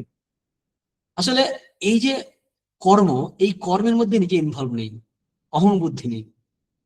হৃদয়ের মধ্যে নারায়ণ খেয়েছেন, একভাবে বলা যায়। আরেকভাবে বলা যায় এই দেহ মন বুদ্ধি, যেটা আমরা ক্ষেত্র বিভাগ পেয়েছিলাম, যে যা কিছু সব ক্ষেত্রের ধর্ম, এই দেহ মন বুদ্ধি যা কিছু আছে, আছে না, আমরা পেয়েছিলাম মহাভূতেন অহংকারী বুদ্ধির অব্যক্তমেবাচ ইন্দ্রিয়ানি দশাইকঞ্চ পঞ্চচন্দ্রিয় গোচরা ইচ্ছাদেহ সুখং দুঃখং সংঘাত চেতনা ধৃতি এতৎ চিত্তং সমাসন সবিকারা উদাহরণ। যা কিছু সব ক্ষেত্র, খাওয়া দাওয়া, পঞ্চ ইন্দ্রিয় যা আছে সব ক্ষেত্র। এই ক্ষেত্র যে আছে, সেই ক্ষেত্র খাওয়া না খাওয়া সবই ক্ষেত্রের মধ্যে পড়ছে। এই পঞ্চ বা ত্রিগুণের দিক থেকে যদি বলি, প্রকৃতির মধ্যে দিয়ে পড়ছে, সত্য রজতম তিন গুণের মধ্যে দিয়ে পড়ছে। সেখানে চৈতন্য ইনভলভ নয়, পুরুষ ইনভলভ নয়, এই বিশ্বাস। এই শঙ্করাচার্য একবার যখন যাচ্ছেন, তখন উনি ব্রহ্মজ্ঞানী, কিন্তু প্রথম ভেদ বুদ্ধি ছিল। শ্রীরামকৃষ্ণ বলছেন শঙ্করাচার্য একদিকে ব্রহ্মজ্ঞানী, আবার প্রথম ভেদ বুদ্ধি ছিল, তেমন বিশ্বাস ছিল না। তো চন্ডাল মাংসের ভাত লয়ে আসছে, উনি গঙ্গা স্নান করে উঠছেন, চন্ডালের গায়ে লেগে গেছে। তখন বলে উঠলেন এই তুই আমায় ছুলি। তখন চন্ডাল বলছে ঠাকুর তুমি আমায় ছোঁও নাই, আমিও তোমায় ছুঁই নাই। যিনি শুদ্ধ আত্মা, তিনি শরীর নন, পঞ্চভূত নন, চতুর্বিশ তত্ত্ব নন। তখন শঙ্করের জ্ঞান হয়ে গেল। এছাড়া ভাগবতে সে জড়ভরতের কাহিনী আছে, রঘুগণ পালকি নিয়ে যাচ্ছিল, তখন আত্মজ্ঞানের কথা বললেন, যে তখন বলেন আমি দেহ নই, মন নই, এই নেতি করেছে শুদ্ধ আত্মা, এই কথাগুলো বললেন। এসবগুলো বলার উদ্দেশ্য হচ্ছে কি, অনুভূতির একটি স্তরে আমরা এই কথা বলতে পারি যে ইয়স্য নাহংকৃত হওয়া বুদ্ধি ইয়স্য না লিপ্যতে হত্যাপি সৈমান লোকান নাহন্তি না নিবদ্ধতে। কিন্তু তা আগে আমাদেরকে আমাদের যে স্বাভাবিক যে ধর্ম কর্তব্য, সেই অনুসারে কাজ করতে হবে। এটা আস্তে আস্তে নিষ্কাম করবে, আমাদের সকম থেকে আস্তে আস্তে নিষ্কাম করে সে অবস্থায় যেতে হবে। কিন্তু তত্ত্বের দিক থেকে এবং অনুভূতির পরে বাস্তবের দিক থেকে কোনো কর্ম জীবের মধ্যে নেই। এটা হচ্ছে কর্মতত্ত্ব। এই কর্মতত্ত্ব এবং আত্মতত্ত্ব একসঙ্গে আলোচনা করলেন শ্রীকৃষ্ণ, যাতে আমরা বুঝতে পারলাম কি আত্মের স্বরূপকে, আত্মার মধ্যে কর্ম নেই, আবার কর্মের মধ্যে আত্মার ইনভলভমেন্ট নেই। এই হচ্ছে মুখ্য ব্যাপার। এইটা হচ্ছে এই যে আলোচনা শ্রীকৃষ্ণ শুরু করেছিলেন ত্যাগের তত্ত্ব। ত্যাগ কি? ত্যাগ বলতে কর্মত্যাগ। সেটার এই আলোচনাটা মোটামুটি শেষ করলেন। এবং এই আলোচনাটাকেই আবার উনি এগিয়ে নিয়ে যাবেন আর এক দিক থেকে, এই তিন গুণের দিক থেকে তিনি দেখাবেন সমস্ত জগতে যা কিছু আছে সবকিছু ত্রিগুণাত্মক, সর্ববস্তুর ত্রিগুণাত্মক দেখাবেন। মানে জ্ঞান, কর্ম, করণ সবগুলো আলাদা করে দেখাবেন। কোনো কোনো জ্ঞান কামনার বৃদ্ধি করে, আবার কোনো জ্ঞান কামনা নাশ করে। যেমন আত্মজ্ঞান, আত্মজ্ঞান কামনা নাশ করে। যেমন প্রজাহাতে ইয়াদা কামান সর্বান পার্থ মনোগতন, আমরা দেখেছি দ্বিতীয় অধ্যায়ে শিল্পজ্ঞের লক্ষণে। আবার কোনো কোনো জ্ঞান আছে যেগুলো কামনা বৃদ্ধি করে। বলতে গেলে আত্মজ্ঞান ছাড়া, ভগবত জ্ঞান, ঈশ্বরের জ্ঞান ছাড়া সব জ্ঞানই কামনা বৃদ্ধি করে। কেন? দেখলাম তখন সেটা পেতে ইচ্ছা হবে, খেতে ইচ্ছা হবে, নিতে ইচ্ছা হবে, কামনা বৃদ্ধি হবে দেখলে পরে, অ্যাডভার্টাইজমেন্ট যেরকম হয়। কিন্তু আত্মজ্ঞান এই কামনা নিবৃত্তি করে, কর্মে নিবৃত্তি করে, বাসনা নিবৃত্তি করে। এই বিষয়গুলোই যে কর্মের ক্ষেত্রে যে কর্ম চলছে সেটাকে আরো এক্সটেনশন হবে আর কি ডিসকাশনের ক্ষেত্রে, যে কাজের মূলে দু রকম জিনিস কাজ করছে, দুটি ফ্যাক্টর, একটা কর্মচোদনা আর কর্মসংগ্রহ। 18 নম্বর শ্লোকে বলছেন জ্ঞানং জ্ঞেয়ং পরিজ্ঞাতা ত্রিবিধ কর্মচোদনা করণং কর্ম কর্তেতি ত্রিবিধ কর্মসংগ্রহ। এখানে কর্মচোদনা বলে একটা শব্দ আছে। চোদনা বলতে বোঝায় যে কাজের মোটিভেশনটা কি, প্রবর্তক কে কাজ করাচ্ছে। পূর্ব মীমাংসায় বলা হয় যে এই শব্দের অর্থ হচ্ছে উপদেশ, বিধি, চোদনা একই অর্থ। কিন্তু আমরা যদি এইভাবে আরেকদিক থেকে ভাবি যে দুটি অ্যাসপেক্ট, কর্মের সাইকোলজিক্যাল অ্যাসপেক্ট আর কর্মের মানে বাইরের এক্সটার্নাল অ্যাসপেক্ট, বাহ্য দিক, সেটা কি? এই যে জ্ঞান জ্ঞেয় পরিজ্ঞাতা, অর্থাৎ জ্ঞান জ্ঞেয় জ্ঞাতা, যে জানছে, যে অনুভূতি হচ্ছে, তার তার ফলে কাজ করতে ইচ্ছা হচ্ছে, সেটাকে বলা হচ্ছে কর্মের মনস্তাত্ত্বিক দিক। অর্থাৎ কর্ম চোদনা হচ্ছে মনস্তাত্ত্বিক দিক, আর কর্ম সংগ্রহ সেটা কি? প্র্যাকটিক্যাল দিক, মানে বাইরের দিক। করণ কর্মকর্তা, করণং কর্ম করতে ত্রিবিধ কর্ম সংগ্রহ। এটা এটা হচ্ছে শ্রীকৃষ্ণ 18 নম্বর শ্লোকে বললেন। এবং এগুলোর এই ভেদ তিন গুণ অনুসারে আলোচনা করবেন। 19 নম্বর শ্লোকে সেটাই বলছেন, জ্ঞানং কর্ম চ কর্তা কর্তা চ তৃदैव গুণ ভেদত প্রচ্যতে গুণ সংখ্যানে যথাবৎ শ্রুতান্যপি। ক্রিয়াকারক ফল, এটা আত্মা সম্বন্ধ নেই, আগেই বললাম। সেটা দেখাবার জন্য যে সমস্ত কিছুর মধ্যেই যে তিন গুণ সত্য রাজতম বিরাজ করছে, যেটা আমরা চতুর্দশ অধ্যায়ে আলোচনা করেছি, ত্রয়োদশ অধ্যায়ে সপ্তদশ অধ্যায়ে আলোচনা করেছি, 17 চ্যাপ্টার। তারই এক্সটেনশনটা আবার এখানে এই কর্মতত্ত্ব আলোচনা করতে করতে শ্রীকৃষ্ণ আবার এই জ্ঞান কর্ম প্রসঙ্গে আবার আলোচনা শুরু করছেন। পরে বুদ্ধি, ধৃতি, সুখ, তিন রকমের সত্য রাজতম, তামসিক সুখ, সাত্ত্বিক সুখ আলোচনা করবেন। তো সেই প্রসঙ্গই তিনি শুরু করবেন যে জ্ঞান কর্মকর্তা। এই জ্ঞান হচ্ছে কি কর্মচোদনার মধ্যে পড়ছে, আর কর্মকর্তা এগুলো হচ্ছে কর্মসংগ্রহের মধ্যে পড়ছে, মানে বাহ্যিক দিক, এক্সটার্নাল অ্যাসপেক্ট। তো শ্রীকৃষ্ণ সবগুলো এখানে আলোচনা করবেন না, কয়েকটি নেবেন সিম্পল। যেমন কর্মচোদনার ক্ষেত্রে নিচ্ছেন জ্ঞান। জ্ঞান যার মধ্যে আছে তিনি হচ্ছেন জ্ঞাতা, আর যা জানবে সেটা হচ্ছে জ্ঞেয়। সেদিক থেকে একটার দ্বারা উনি বুঝিয়ে দেবেন। ভাষ্যকার টিকারও সেটা বলেছেন যে একটির দ্বারা সবকিছু বুঝিয়ে দিচ্ছেন, যে ত্রিগুণাত্মক সবকিছু। তেমনি কর্মকর্তা আলোচনা করবেন, করণার আলোচনা করবেন না। কারণ এই কর্ম আমরা যখন আলোচনা করবো দেখতে পাবো যে কর্ম হচ্ছে কর্তার মানসিকতা অনুসারে কর্ম সাত্ত্বিক বা রাজসিক বা তামসিক হয়। আচ্ছা, আজকে অনেকটা আলোচনা হয়ে গেল, থাক, পরের দিন থেকে আবার আলোচনা হবে এই কর্মচোদনা এবং কর্মসংগ্রহ, পরের দিন আলোচনা হবে নাকি? হ্যাঁ, তো আলোচনা কালে আমরা শুনলাম আজকে শুরুতে যে বিষয় আলোচনা হলো সেটা হলো যে বেদান্ত শাস্ত্র অনুসারে 5 প্রকার কারণের বর্ণনা বিভিন্ন কর্মের অনুসারে। সেখানে ন্যায্য এবং অন্যায্য কার্যের প্রতি বিভিন্ন যে করণ, এই 5 প্রকারের করণ, সে বিষয়ে মহারাজ অত্যন্ত সুন্দরভাবে বিভিন্ন শাস্ত্রের আলোকে এবং শ্রী রামকৃষ্ণদেব এবং স্বামীজির মত অনুসারেও তিনি আলোচনা করেছেন। এবং দুর্মতি ও সুমতি সম্পন্ন ব্যক্তিদের মধ্যে কি রকম পার্থক্য, তাছাড়া কর্মতত্ত্ব ও আত্মতত্ত্বের সমন্বয় কিভাবে সম্ভব, এবং কর্মের আভ্যন্তরীণ ও বাহ্যিক দিকগুলির উল্লেখ করেছেন। এবং সবশেষে যে বিষয় আলোচনা হলো সেটা হলো যে সকল কর্মের মূলে 3টি গুণের গুরুত্ব বা মহত্ব আছে, সে বিষয়ে মহারাজ আলোচনা করছিলেন।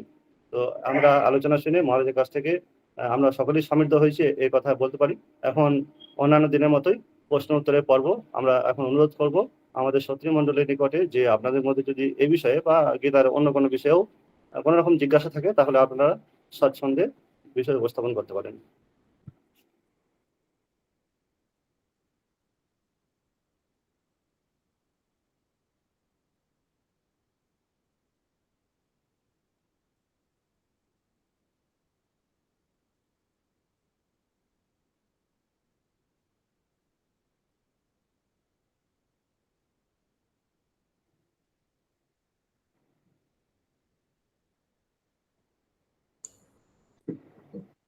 যদি কারো কোনো জিজ্ঞাসা থাকে। খুব দার্শনিক আলোচনা হয়ে গেছে, হয় হয় ভালোভাবে বুঝে গেছি আমরা, নাহলে কিছুই বুঝিনি। হ্যাঁ মহারাজ, আমি এই মুহূর্তে তাহলে একটা কোশ্চেন করি। হুম। হ্যাঁ, সেটা হলো যে মহারাজ, কালকে ওটা শুরুতে যে আলোচনা হচ্ছিল যে বিভিন্ন রকম কাজের প্রতি বা কর্মের প্রতি 5 রকমের কারণের বর্ণনা আমরা দেখলাম। হ্যাঁ। তো সেই কারণগুলোকে আমরা যদি একটু ন্যায় শাস্ত্রের আলোকে দেখি, তাহলে দেখতে পাবো যে এগুলো সবই নিমিত্ত কারণের মধ্যে পড়ছে। কিন্তু আমরা যে কোনো কার্য বা কর্মের প্রতি আমরা কেবলমাত্র নিমিত্ত কারণ তো গ্রহণ করি না, সঙ্গে সমবায়ী কারণ এবং অসমবায়ী কারণ থাকে। হুম। কিন্তু সে বিষয়ে এখানে কোনো আলোকপাত নেই মনে হচ্ছে যেন। ওই কিন্তু শ্রীকৃষ্ণ বলে দিয়েছেন, কোথা থেকে আলোচনা করছেন, ন্যায় থেকে নয়, সাংখ্যে কৃতান্তে প্রক্তানি সিদ্ধে সর্বকর্মণাম। উনি হ্যাঁ, বলেই দিয়েছেন, আমি ন্যায় থেকে বলছেন না, হ্যাঁ, হ্যাঁ, ন্যায় বৈশেষিক থেকে বলছেন না, উনি সাংখ্য বেদান্ত অনুসারেই বলছেন। হ্যাঁ, আহ এখন ব্যাপারটা হচ্ছে কি, সিদ্ধান্ত বেদান্তকে ধরে, তো সেই কারণে শ্রীকৃষ্ণ বেদান্ত থেকে আলোচনা করেছেন। উপাদান কারণ, নিমিত্ত কারণ, এসব ভাবে তো আলাদাভাবে আলোচনা করা হয়। এটা হচ্ছে কর্ম সম্পাদনের ক্ষেত্রে, দেখবে সবগুলো ক্ষেত্রে না ব্যক্তিকে আলোচনা করছে। এখানে করণ বলছে মানে এই নয় যে পেন খাতা বা মেটেরিয়ালকে বলছেন না, এখানে দেখবেন ব্যক্তি, মানে সবটা মিলে কিন্তু অ্যাকচুয়ালি কর্তাকেই বলছেন। মানে কর্তা যে মানে কর্তা নয়, এটা প্রমাণ করার জন্য কর্তার বিভিন্ন দিক, এই যে পঞ্চ প্রাণ অ্যাক্টিভিটির, আমরা বৃহত্তর অর্থে কর্মকে ব্যবহার করছি 5টি কারণ, হাত হাত দিয়ে কাজগুলি করি, কিন্তু ব্যক্তিকেই এখানে নেওয়া হয়েছে। কর্তা বলতে কাকে বলা হচ্ছে? শরীরকে। সেও আমি বলি, আমাকে শরীরকে আমরা আমি বলি অনেক সময়। তারপর চোখ কান এগুলোকে নিয়ে তো আমরা আমি বলি। এই আমিকে ভেঙেছেন এখানে। এখানে এমন হয়নি যে কোনো কাজ করতে গেলে শুধু তো আমার শরীর দিয়ে কাজ হবে না। আমি একটা গান গাইতে গেলে হারমোনিয়াম লাগবে, মাইক্রোফোন লাগবে, খেলতে গেলে বল লাগবে, মাঠ লাগবে, আম খেতে গেলে বা আম পাড়তে গেলে গাছ লাগবে, অপাদান কারক, সেখানে পারবো। কোনো জায়গায় করতে হবে অধিকরণ কারক, অনেক কিছু ফ্যাক্টর আছে। কিন্তু এখানে প্র্যাকটিক্যালি যদি দেখা যায়, কর্তাকে নিয়ে আলোচনা করা হচ্ছে। সেই কর্তা, এখানে শুরুটা হয়েছিল কি, যে নিষ্কাম কর্মের তত্ত্ব আলোচনা করছেন, সেই কর্মে যে কর্তার ইনভলভমেন্ট নেই, সেই কর্তারই যেন আরো সাটল যে বিভাজন, সেগুলো করে করে দেখাচ্ছেন যে কোনোভাবেই কর্ম কিন্তু করছেন না ব্যক্তি, সেইটা দেখাবার হচ্ছে এখানে উদ্দেশ্য। এখানে আলোচনা বেদান্ত অনুসারে হয়েছে, ন্যায় অনুসারে আলোচনা করেননি শ্রীকৃষ্ণ। আর ন্যায় দিক থেকে তো আরো পরিষ্কার, সত্যি তো এগুলো ইনভলভ নেই। ন্যায় ও বেদান্ত মিলে যদি করা যায়, তো কোনো কারণে তো ইনভলভ হচ্ছে না চৈতন্যের সঙ্গে, তাই না? আসলে এখানে চৈতন্য বা আত্মার স্বরূপটা বেদান্তের দিকে ধরতে হবে তবে। হ্যাঁ মহারাজ, এখানে যদি আমরা বেদান্তের দৃষ্টিতে দেখি, তাহলে উপাদান কারণ এবং নিমিত্ত কারণ 2 রকম তো কারণ স্বীকৃত বেদান্তে। হ্যাঁ, পতন নিবন্ধন বলে এখানে, হ্যাঁ, সেটা যেমন সেই কারণে হ্যাঁ, জান এখানে এই দৃষ্টিতে আলোচনা করেননি এখানে। হ্যাঁ, হ্যাঁ, আর যেমন যেমন ওই মাকড়সা থেকে যেমন মাকড়সা জালের উৎপত্তি হয়, সেক্ষেত্রে জালের প্রতি নিমিত্ত কারণ উপাদান কারণ হন। আমরা যদি অধিষ্ঠান পদ্ধতি দ্বারা যদি আমরা সেভাবে মাকড়সা রূপ চৈতন্যকে, পরম চৈতন্যকে ধরি বিশ্ব সৃষ্টির মূলে, তাহলেও কিন্তু অধিষ্ঠানের দ্বারা মনে হয় উপাদান কারণ নিমিত্ত কারণকে সমন্বয় করা যেতে পারে হয়তো। হ্যাঁ হ্যাঁ, কিন্তু আরেকটা কথা কি, আরেকটু উঁচুতে গেলে না আলাদা করে উপাদান কারণ থাকছে না। আচ্ছা, হ্যাঁ, এই ভেদ যে আছে না, ত্রিপুটি ভেদ জ্ঞানের ক্ষেত্রে যেমন হয়, তেমনি অনুভূতির ক্ষেত্রে আলাদা করে আর অনুভূতি, মানে ভেদ যখন থাকবে না, তখন আর কার উপাদান আর কার নিমিত্ত সে একাকার হয়ে যাচ্ছে। সেখানে ভেদ থাকছে না, ভেদ নাশ হয়ে যাচ্ছে। ভেদ নিচে একটু নিচে নামলে হচ্ছে, যে বিশিষ্ট দেবো তাও ভেদ, মানে চিত অচিত এবং ঈশ্বর, অর্থাৎ জড় এবং জীব এবং ঈশ্বর, এই তিনটে মিলিয়ে বিশিষ্ট দ্বৈতবাদ। দ্বৈতবাদ আরো ডিফারেন্স করেন, একদম আলাদা। কিন্তু অদ্বৈতবাদ সেই ভেদও রাখছেন না, তো মানে সজাতীয় সজাতীয় স্বগত সব রকম ভেদ থাকছে। সেক্ষেত্রে এই যেটাকে জড় বলে মনে হচ্ছে আমাদের অনুভূতির স্তরে গিয়ে, যাকে ঘৃণা করছি সেও আমি, আমার এক রূপ, মায়াতে বা অজ্ঞানের জন্য আলাদা মনে হচ্ছে, সেও আমি। যাকে ভালোবাসছি সেও আমি, যাকে ঘৃণা করছি সেও আমি, যাকে ভোট দেবো সেও আমি, যাকে ভোট দেবো না সেও আমি। হ্যাঁ, এটা একটা স্তর, এটা একটা স্তর। ঠিক আছে মহারাজ, আমার একটু একটা কথা বলতে ইচ্ছা হচ্ছে, মানে আমি যেরকম বুঝছি, আমার বোঝাটা ঠিক হচ্ছে কিনা আমি কি বলি? হ্যাঁ, ভালোই বলুন। 1 নম্বর, মানে এইখানে এই এই শ্লোকটায় যাচ্ছে যে অত্র পঞ্চমম দৈবম চ, দৈবং চ এব অত্র পঞ্চমম। মানে আমরা যখন কাউকে স্পেশাল করি তখন এবং বলে তার নামটা বলি, তার মানে তার উপর জোর দেওয়া হচ্ছে। বাকি 4টে কিন্তু আপনি যেভাবে বললেন, বাকি 4টে এক দলে গেছে, দৈব হচ্ছে আলাদা ক্যাটেগরি, বাকি 4টে কিন্তু কর্তারই বিভিন্ন প্রকাশ রূপ। এটা আমরা বুঝলাম ঠিক, যেটা আপনার কাছ থেকে। হ্যাঁ, এটা হলো এক। ঠিক, দ্বিতীয় কথা, খেয়ালে বোঝা যাচ্ছে যে দৈব ছাড়া বাকি কর্তারই ভূমিকা, কিন্তু বিভিন্ন ভূমিকায় কর্তা আসছেন। আর ঠিক, স্বপন যেটা বলছে ন্যায়ের উপাদান সমবায়, কিন্তু আমার মনে হচ্ছে ওখানে একটা কথা আছে, জ্ঞানজন্যা ভবেদ ইচ্ছা, ইচ্ছা জন্য কৃতি ভবেদ। জ্ঞান থেকে ইচ্ছা, হুম, ইচ্ছা থেকে কৃতি, কৃতি থেকে চেষ্টা, চেষ্টা থেকে সাফল্য। তাই যদি ঠিক। হয়, এটাও তো ন্যায়ের বক্তব্য, তাহলে সেদিক থেকে কিন্তু এখানে কোনো তফাৎ হচ্ছে না আমার। কেবল না, এই জ্ঞান দৈবটাকে জ্ঞান এখানে, হ্যাঁ হ্যাঁ, এই বলুন। যে জ্ঞান বলছেন, জ্ঞানটা আলোচনা পরে করবেন। এই যে কর্মচোদনা হ্যাঁ, যেটা বলা হচ্ছে, হ্যাঁ, এটা বলবেন। কর্মেতে, এই জ্ঞান নিয়ম জ্ঞাতা বলতে গিয়ে বলবেন, পরিজ্ঞাতা বলতে গিয়ে বলবেন। বলুন তারপর। হ্যাঁ। তাই যদি হয় তাহলে আমাদের যে কোনো মানুষেরই যে কোনো কর্মসিদ্ধির আগে তো একটা জ্ঞান দরকার হয়, মিনিমাম তো একটা কিছু জ্ঞান লাগে। সেটাকেই ঠিক, যদি ঠিক। আমরা ধরি ন্যায়ের দৃষ্টিতে, তাহলে হুম, জ্ঞান, জ্ঞান জন্য ইচ্ছা, ইচ্ছা জন্য চেষ্টা, চেষ্টা থেকে সাফল্য, এগুলো হচ্ছে ন্যায়ের পরম্পরা। সেদিক ঠিক। থেকেও কিন্তু এখানে কোনো মানে সমন্বয় একটা হতেই পারে। আর হতেই পঞ্চম পারে। কারণ যখন দৈব, তখন হুম, দৈবের অনুগ্রহটা যে লাগবে, ভগবান হুম। সেদিকে নিয়ে যাওয়ার জন্যই কি এরকম করে চেষ্টা। বললেন যে আমি সব হ্যাঁ, নই, আমি নই, মানে পুরুষকারকে অতিক্রম করে দৈবের যে একটা ভূমিকা সমাধান। যেখানে থাকে। ওটাই সমাধান। আমার এটা ওটাই মনে ওটাই হচ্ছে, এখন এটা হ্যাঁ, ঠিক ওটাই কিনা এটাই জানতে চাইছি। ওটাই ক্ষুদ্র আমিত্ব ভাবনাটা। হ্যাঁ, দ্বৈতবাদে এরকম ভাবে, ভক্তি পথে এরকমই ভাবা হয়। কিরকম? এই যে বললেন জ্ঞান জন্য ইচ্ছা, এটা ওই পরবর্তী এই যে শ্লোকগুলো আমাদের 18 নম্বর সম্ভবত শ্লোক থেকে যে আলোচনা হবে, যে জ্ঞানং জ্ঞান পরিজ্ঞাতা ত্রিবিধ কর্মচোদনা, তারপর কর্ণং কর্ম করতে, যেগুলো আছে কর্মসংগ্রহ, এখানে এই যে জ্ঞান, যেটা জ্ঞানের জন্য ইচ্ছা, এটাই আলোচনা করবেন পরের শ্লোকগুলো আছে, যেটা আমরা শুরু করেছি আজকে। তো এই আপনার একটা সুন্দর অবজারভেশন ভালো লাগলো আমার, যে পঞ্চম, ফিফথ গুরুত্ব দেওয়া হচ্ছে। আমি বলতে সাধারণত বাকি চারটেকে বলা হচ্ছে, যেটা কর্তার অধীনস্থ যেগুলো আমি বলতে যাবো যাচ্ছি সাধারণভাবে। ঠিকই। এই যে পঞ্চম কারণ, দৈব ফ্যাক্টর, যেটাকে ব্যাখ্যাকারেরা নানা রকম ব্যাখ্যা দিচ্ছেন। কেউ বলছেন কি যে অতীত কর্মের সংস্কার সেটা অনুসারে আমাদের হয়, কিন্তু সেই কর্মের ফলটা, সংস্কারটা দিচ্ছেন কেন? ভগবান দিচ্ছেন, বা অনুগ্রাহক দেবতারা দিচ্ছেন। সেই দেবতাদের তো দেবতা ভগবান, সেখানে দেবতাই দিচ্ছেন, সর্বপ্রেরক অন্তর্যামী যিনি। কিন্তু এটা জ্ঞান পথের পথিক যারা, তারা বলে, ভক্তি পথের পথিক বলে যে এই কোনো কর্ম তো আমি করছি না, আমাকে করাচ্ছে। গীতায় শ্রীকৃষ্ণ ভক্তি পথের কথাও বলবেন, এখানে জ্ঞানের কথা বলছেন। ওই ঈশ্বর সর্বভূতানাং হৃদয় চিরতিষ্ঠতি ভ্রামেণ সর্বভূতানি যন্ত্রাণি মায়া, বিখ্যাত শ্লোক। এটা আমরা পাবো পরবর্তীকালে। যে সেখানে দেখতে পাবো কি, জীব কোথায়? জীবের কোনো কর্ম হচ্ছে না, জীব উপলক্ষ মাত্র। তিনিই সব করছেন, দৈবই অর্থাৎ ভগবানই সব করছেন। ওই যে তোমার কর্ম তুমি করো, মা লোকে বলে করি আমি, এটাই সিদ্ধান্ত, ভক্তি পথের সিদ্ধান্ত। সেখানে আলটিমেটলি দেখা যাবে কি, জীব নিজে কাজ করছে না, জ্ঞানের দিক থেকে জীব কাজ করছে না, ভক্তির দিক থেকেও জীব কাজ করছে না, ভগবানই করছেন। সেখানে এক জায়গায় গিয়ে মিলিয়ে দিচ্ছেন। জ্ঞান আর ভক্তির ক্ষেত্রে শুরুতে বিবাদ আছে, মানে বিভেদ আছে, এবং বিভেদ থাকার জন্য বিবাদও অনেক সময় আছে। কিন্তু সিদ্ধান্তে দেখা যাবে কি, জ্ঞানী এবং ভক্ত একই জায়গায় যাচ্ছে। তাই না? কর্মী তো জ্ঞানে আমরা দেখতে পাচ্ছি একদম মিশে যাচ্ছে, ভক্তও সেখানেই মিশে যাচ্ছে। এই জ্ঞান কর্ম ভক্তির সমন্বয় ওখানে দেখাবেন। এই অবজারভেশনটা খুব ভালো লাগলো আমার, যে অবজারভেশন যেটা, যে এই পঞ্চম যে কারণ দৈব, দৈব আলাদা, আর বাকি চারটে কর্তার সঙ্গে ইনভলভ হয়ে আছে। ওই অধিষ্ঠান, কর্তা, করণ এবং চেষ্টা, এটা মানুষ করছে, এটা পুরুষকারের অ্যাসপেক্ট, এই টোটাল দিকটা। আর এই দৈব হচ্ছে, যেটা আমরা আলোচনা করলাম পুরুষকার দৈব নিয়ে, এই ভগবানের দিকটা বা ভগবত কৃপার দিকটা। সিদ্ধান্ত ভক্তিপথের পথিক সিদ্ধান্ত করে, তার ইচ্ছায় সবকিছু হচ্ছে, তার কৃপা অনুসারে সবকিছু হচ্ছে। আবার জ্ঞান পথের পথিক, তার ক্ষেত্রে কৃপা ততদিন ধরে নেয় যতক্ষণ মধ্যে অনুভূতি না হচ্ছে, অনুভূতির পরে তার তো মানে হানি হয়, সেই কারণে তো দ্বৈত স্বীকারও করবে না শেষ পর্যন্ত গিয়ে। কি অদ্বৈত, সেখানে কে কাকে কৃপা করবে?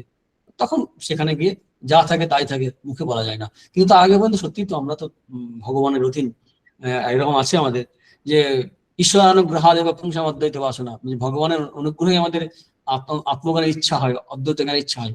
এই যে গীতার ক্লাস আমরা করছি, সেটা ঈশ্বর অনুগ্রহই হচ্ছে, নাহলে হতো না, সিদ্ধি হতো না, সফলতা হতো না। ঠিক আছে। হ্যাঁ, প্রণাম মহারাজ।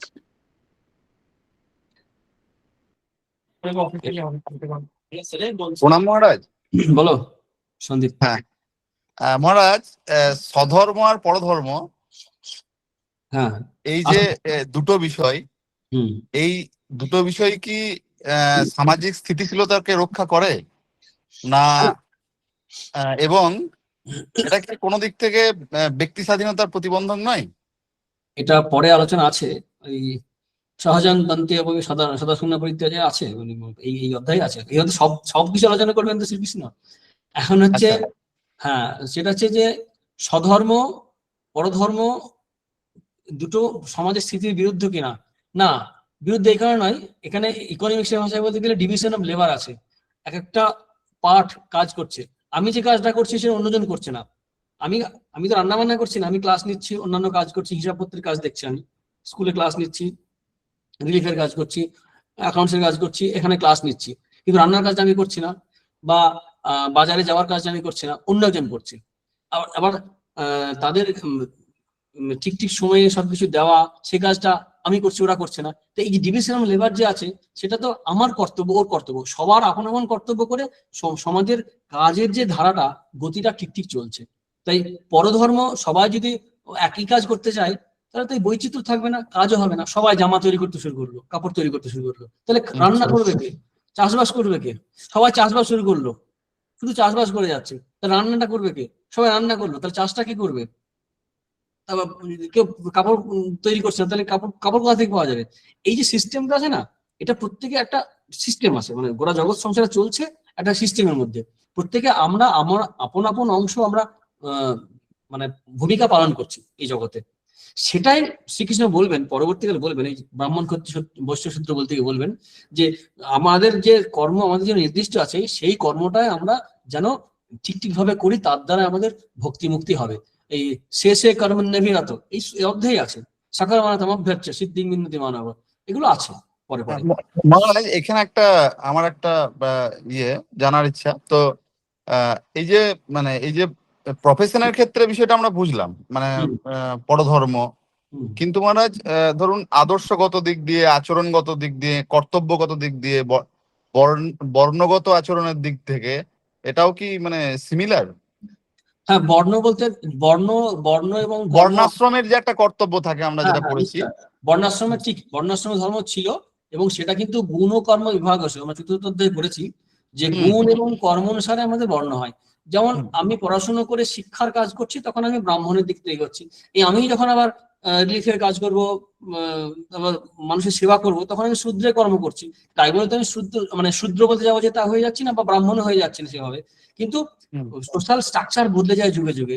এখন বদলে গেছে এই সময়, এই 2026-এর কথা বলছি আমরা। এখন সোসাইটি বদলে গেছে, তো এই সেইভাবে ওয়াটার টাইট যে মানে ডাইভারশন, মানে সরি, যে ডিভিশন, সেই ডিভিশনটা এভাবে রাখা যাবে না। আমরা আমাদের পড়াশুনো বা শরীর মনের যোগ্যতা অনুসারে যে কর্মে আমরা উপযুক্ত, সেই কাজটা আমরা করব, তাতে সমাজ সংস্কৃতি ঠিকঠাক চলবে। এখন এইভাবে ভাবতে হবে। সেই কারণে বর্ণ ধর্ম আশ্রম ধর্ম আছে, অন্যভাবে আছে। এক্স্যাক্টলি যে মানে ব্রাহ্মণের ছেলে ব্রাহ্মণ, ক্ষত্রিয়ের ছেলে ক্ষত্রিয় হবে এমন এমন নয়, বা ব্রহ্মচর্য আশ্রমের পর সন্ন্যাসাশ্রম, বা গার্হস্থ্যাশ্রম, সেভাবে সেই ডিভিশন এখন আমরা পাই না। কেউ কেউ অবিবাহিত থেকে সারা জীবন নৈষ্ঠিক ব্রহ্মচারীর মতো ভালো জীবনযাপন করে যাচ্ছেন, সাধন ভোজন করে সেবা কাজ করে যাচ্ছে, বা শিক্ষকতা কাজ করে যাচ্ছে, এমন উদাহরণ আছে আমাদের সোসাইটিতে, তাই না? ঠিক আছে মহারাজ। সারা জীবন সেরকম, মানে সোসাইটি বদলানোর সঙ্গে সঙ্গে কিছু কিছু চেঞ্জ হয়ে গেছে, কিন্তু কোনো কর্মই অশাস্ত্রীয় নয়। আচ্ছা। হ্যাঁ, কোনো কর্ম অশাস্ত্রীয় নয়, কিন্তু আপন আপন কর্ম করতে হবে। পরের ধর্ম অনুসরণ করা মানে হচ্ছে কি, অনেক সময় হয় না, একটু সফলতা দেখে সবসময় আমার ইচ্ছা হয় আমারও এরকম হতে হবে, আমাকে ওরকম পেতে হবে, আমাকে এরকম যেতে হবে। আমি গাইতে পারি না পারি, আমাকে গান একটা করে ইউটিউবে লোড করতে হবে, লোকে আমাকে লাইক দেবে, না দিলে আমার মন খারাপ। তো এইটা হচ্ছে পরধর্ম নকল করা। আমি যেটা করতে পারি তার জন্য যতটা এনার্জি দেওয়া দরকার, তা না দিয়ে যেটা পারি না, দেখা যাবে সেইটার জন্য অনেক এনার্জি দিয়ে দিচ্ছি আমরা। এইটা নিজেকে বুঝতে হবে, শাস্ত্র পড়ে হোক, গুরুজনদের সঙ্গে পরামর্শ করে হোক, এবং নিজেকে বিভিন্ন পরিস্থিতিতে ফেলে দেখতে হবে যে আমি কোনটার জন্য যোগ্য।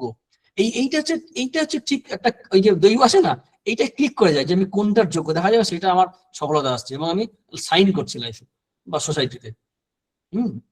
ঠিক আছে মহারাজ। যে কোনো জীবন হোক না কেন, কোনো জীবন ব্যর্থ নয়, কারণ সাকার মানা সিদ্ধি মিন্নতি মানব, নিজের কর্মের দ্বারা সিদ্ধি লাভ করা যাবে। অবশ্যই সে কর্মটা নিষিদ্ধ হওয়া চলবে না, অনৈতিক হওয়া চলবে না, জনস্বার্থ বিরোধী হওয়া চলবে না। মানে অশাস্ত্রীয় হলে হবে না, সোজা কথা। অশাস্ত্রীয়, অশাস্ত্রীয় মানে স্বাস্থ্যকর নয় আর কি, সমাজের হ্যাঁ, ক্ষেত্রে সেটা হলেও চলবে না। মানে মানুষের ক্ষতি করে আন্দোলন করবো যে মেরে দেবো, আমার ধর্ম বলছে তোমাকে মেরে দেবো যেহেতু তুমি আমার ধর্ম পালন করো না, এটা কখনো ধর্মসঙ্গত হতে পারে না।